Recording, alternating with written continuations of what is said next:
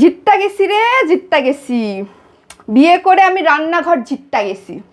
মানে এরকম কেউ জিতে? মানে লটারিতে কত কি জিতে, বিয়ের লটারিতে আমি জিততা গেছি রান্নাঘর। আর কি লাগে? সামনে ম্যারেজ ডে গেল, আপনারা তো সবাই জানেন।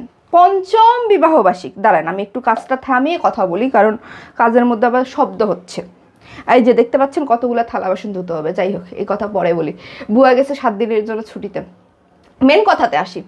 মেন কথা হচ্ছে, হাজব্যান্ডকে বললাম তুমি ম্যারেজ ডেতে আমাকে কি গিফট দিবা। সে বললো কি গিফট চাও? তোমার জন্য আমি কারি কুকারের সেট অর্ডার করছি।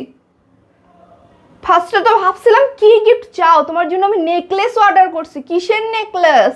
নেকলেস গলায় কি পরবা? হাতে নাও, হাতে। এই যে কারি কুকারের সেটই তোমার নেকলেস। তার আগের ম্যারেজ ডের কথা বলি। তার আগের ম্যারেজ ডের ভিডিও আপনারা দেখছেন। আমি তাকে বলছিলাম এবারে তুমি কি দিবা, সে আমাকে ধরাই দিছে মাইক্রোওভেন। মানে প্রত্যেকটা ম্যারেজ ডেতে সে আমার রান্নাঘরের জিনিসপত্র অর্ডার, মানে কি বলে, গিফট করে। মানে এটা কেন ভাই?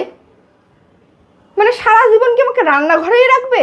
বিয়ের আগে কত না গিফট পাইছি, সেও আমার বিয়ের আগে কতগুলো গিফট করছে, সেটা তো আপনারা দেখছেন। যারা আমার, তখন আমি পেজ ওভাবে চালাইতাম না, ফেসবুক আইডিতে পোস্ট করতাম, তারা তো দেখছেন কতগুলো গিফট করছিল। আর এখন গিফট করে রান্নাঘরের আইটেম।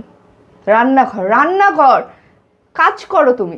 যাই হোক, আমি এতে অভ্যস্ত হয়ে গেছি। 5 বছর রান্না করতে করতে, পাতিল মাজতে মাজতে মাজতে মাজতে আমার অভ্যাস হয়ে গেছে। এখন আমার রান্না করতেই খুব ভালো লাগে।